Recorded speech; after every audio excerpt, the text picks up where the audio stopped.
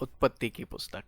पहले वीडियो में हमने देखा कि कैसे अध्याय 1 से 11 तक बाइबल की मूल कहानी बताई गई है। मनुष्य ने पाप और विद्रोह को चुना और इसलिए संसार नियंत्रण से बाहर होकर हिंसा और मृत्यु के वश में आ गया। ये सब बेबीलोन के लोगों के विद्रोह और बिखरने के कारण हुआ। तो बड़ा सवाल ये है कि परमेश्वर अपने संसार को बचाने और उसे मुक्त करने के लिए क्या कर रहे हैं।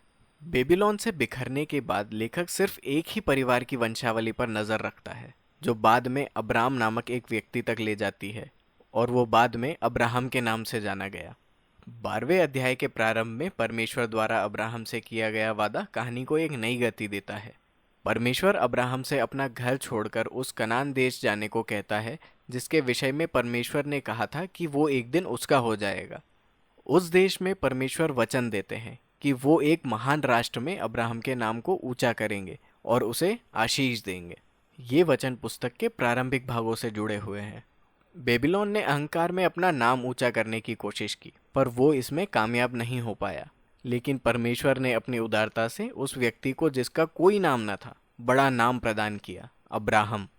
अब्राहम को परमेश्वर के आशीष में उस मूल आशीष की झलक दिखाई देती है जो परमेश्वर ने मनुष्य को आरंभ में दी थी। तो सवाल ये है कि परमेश्वर अब्राहम और उसके परिवार को क्यों आशीष देंगे। परमेश्वर के वचन की अंतिम पंक्ति ये स्पष्ट करती है, ताकि पृथ्वी के सारे घराने परमेश्वर से आशीष पाएं। ये बाइबल की शेष कहानी को समझने की कुंजी है।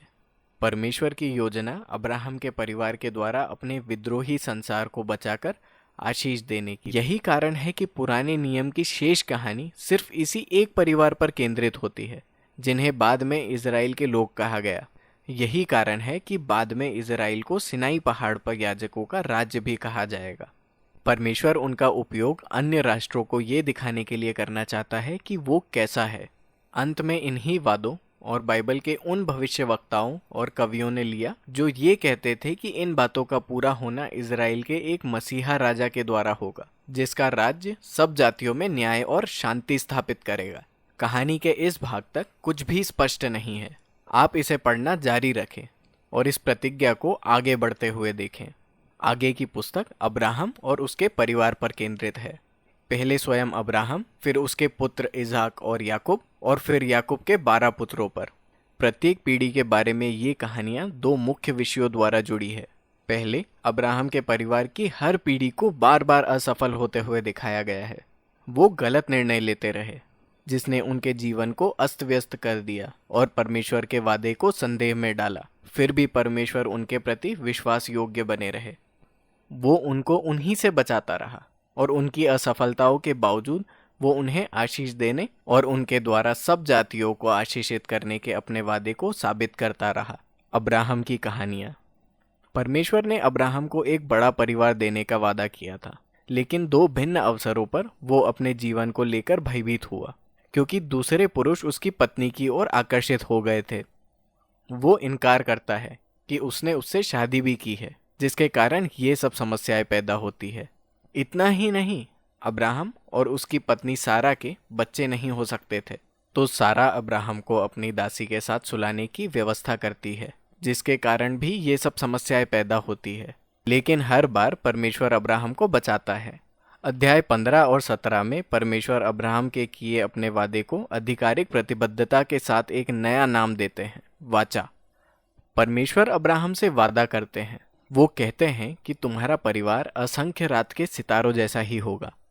संतान ना होना और ना ही संतान होने का कोई विकल्प होना, इन सभी बाधाओं के बावजूद अब्राहम आकाश की ओर देखता है और बस परमेश्वर के वादे पर भरोसा करता है।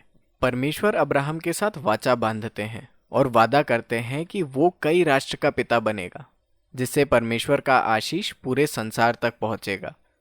परमेश्वर अब्राहम से कहते हैं कि वो अपने परिवार को वाचा के एक निशान से चिन्हित करे, अर्थात परिवार के सब लड़कों का खतना कराए। ये चिन्ह उन्हें याद दिलाने के लिए था कि उनके परिवार का फलदायी होना परमेश्वर की ओर से उपहार है।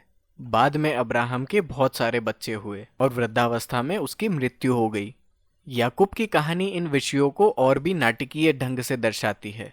जन्म से ही याकूब अपने नाम के अर्थ अनुसार जिया, जिसका मतलब धोखेबाज है। याकूब एसाव का जन्मसिद्ध अधिकार और आशीष चुराता है। याकूब छल करके भाई एसाव से उसकी विरासत व आशीष छीन लेता है। वो अपने बूढ़े अंधे पिता को धोखा देकर भाग जाता है। वो 4 विवाह करता है, पर वो केवल एक राहेल से ही प्यार करता है। इसी कारण से परिवार में होड़ सी मच जाती है। वो अपने उस मामा लाबान से धोखा खाकर नम्र बनता है, जिसने उसके साथ वर्षों से छल किया था। अब स्थिति पूरी तरह से याकूब के विरुद्ध हो चुकी थी। परंतु मामा लाबान से धोखा खाने के बाद याकूब अपने देश लौट जाता है। ये एक अजीब कहानी है, जिसमें याकूब परमेश्वर से आशीष मांगता है, परंतु अंत में परमेश्वर से ही कुश्ती करता है। ये सच है कि कुछ चीजें वास्तव में कभी नहीं बदलती। परमेश्वर याकूब के दृढ़ संकल्प का सम्मान करता है और अब्राहम का आशीष याकूब को दे देता है। परमेश्वर याकूब का नाम बदलकर इज़राइल रखता है, जिसका अर्थ है परमेश्वर के साथ कुश्ती। ये पुस्तक का आखिरी भाग है, याकूब के पुत्रों की कहानी, जहां सब विषय एक मुख्य विषय में मिल जाते हैं। याकूब अपने दूसरे सबसे छोटे पुत्र यूसुफ को दूसरे पुत्रों से ज्यादा प्यार करता है और उसे एक विशेष अंगरखा देता है। यूसुफ के 10 बड़े भाई उससे नफरत करते हैं। वो यूसुफ का अपहरण करते हैं और उसे मारने की योजना बनाते हैं, लेकिन इसके बजाय वो यूसुफ को मिस्र में दास की तरह बेचने का फैसला करते हैं, जहां बाद में वो कारावास में जाता है। पारिवारिक असफलता के बारे में बात करें, लेकिन परमेश्वर यूसुफ के साथ है। वो यूसुफ को कारागृह से छुड़ाने की योजना बनाते हैं और अंत में फिरौन यूसुफ को ऊंचा उठाकर पूरे मिस्र पर दूसरे स्थान की कमान यूसुफ के हाथों में दे देता है। यूसुफ मिस्र देश को अकाल से बचाता है। वो अपने भाइयों और परिवार को भी भूखा मरने से बचाता है। एक बार फिर हम अब्राहम के परिवार की मूर्खता और पाप को परमेश्वर की विश्व योग्यता से मिलता हुआ देखते हैं, जिससे भाइयों के द्वारा की गई दुष्टता भी जीवन बचाने के अवसर में बदल जाती है। वास्तव में यही बात यूसुफ पुस्तक के अंत में कहता है। वो अपने भाइयों से कहता है कि तुम सबने मेरी बुराई का विचार किया, लेकिन परमेश्वर ने उसे बुराई को भलाई में बदल दिया, ताकि बहुत से प्राण बचे रहें। ये शब्द योजनाबद्ध तरीके से पुस्तक के अंत में रखे गए हैं, क्योंकि ये न केवल यूसुफ और उसके भाइयों की कहानी का सार प्रस्तुत करते हैं, बल्कि संपूर्ण पुस्तक का सारांश देते हैं। उत्पत्ति 3 से आगे मनुष्य स्वार्थी तरीके से काम और बुराई करते रहे, लेकिन परमेश्वर अपने संसार को मनुष्य की कुटिलताओं पर नहीं छोड़ने वाले थे। परमेश्वर विश्वसनीय है। वो लोगों को उनकी विफलताओं के बावजूद आशीष देते हैं। आप इसे विशेष रूप से इस बात में देख सकते हैं कि कैसे स्त्री के वंशज के बारे में किया गया वो रहस्यमय वादा पूरी पुस्तक में विकसित होता है। उत्पत्ति 3 को याद करें। परमेश्वर ने वादा किया था कि एक दिन घायल विजेता आएगा और सर्प को कुचल डालेगा तथा बुराई को उसकी जड़ से निकाल फेंकेगा। लेखक फिर उन वादों को सीधे अब्राहम के परिवार से जोड़ता है। ये एक भाग है कि कैसे परमेश्वर अपना आशीष सारे राष्ट्रों को देता है। अब्राहम से ये वचन यहूदा से जोड़ा जाता है, जो याकूब का चौथा पुत्र है। अध्याय 49 की एक अत्यंत महत्वपूर्ण कविता में बूढ़ा याकूब मृत्युशैया पर था और अपने 12 बेटों को आशीष देना चाहता था। जब वो यहूदा आता है तो याकूब भविष्यवाणी करता है कि यहूदा इज़राइल के राजसी अगुओं का गोत्र बनेगा। एक दिन एक राजा आएगा जो देश के लोगों को आज्ञा मानने का आदेश देगा और विश्व में वाटिका की आशीषों को फिर से स्थापित करके परमेश्वर की प्रतिज्ञा को पूरा करेगा। इसके बाद याकूब और यूसुफ दोनों की ही मृत्यु हो जाती है और उनका परिवार मिस्र में रह जाता है।